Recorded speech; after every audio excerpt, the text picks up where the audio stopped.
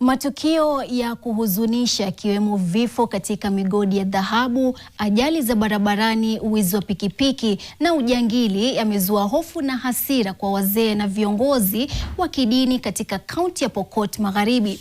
Wazee sasa wanaonya kuwa endapo serikali itashindwa kudhibiti hali hiyo, wataanza maombi na kutumia mbinu za kitamaduni kuzuia maafa wanayodai yamekithiri na kuleta huzuni katika eneo hilo.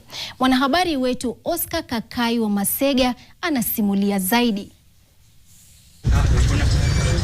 Chache baada ya watu zaidi ya 15 kufariki kwenye migodi wakichimba dhahabu katika eneo la Rumors katika kaunti ya Pokot Magharibi, sasa wazee wa amani pamoja na viongozi wa kidini wamejitokeza kuanzisha mchakato wa kuweza kuzuia maafa haya kufanyika katika eneo hili. Kuna wizi ya pikipiki, wameiba pikipiki kutoka juzi tu, si wizi ya zamani.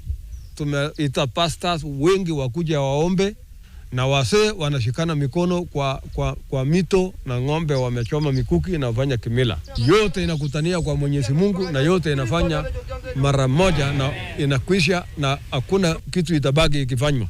Wanafanya hii kazi si kwa kisiri, serikali wanajua. Naomba ya kwamba ili tusipoteze maisha ya watu ovyo ovyo, tuweke mikakati ambazo sina rekebisha na kurudisha kupoteza kwa maisha ya watu.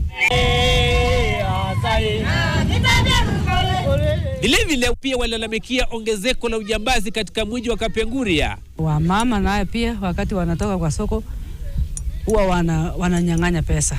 Vijana mwingine hata juzi walimdunga na kisu na huyo mtoto alienda kufa. Ndio tunatafuta njia sahihi ya kumaliza hii wizi.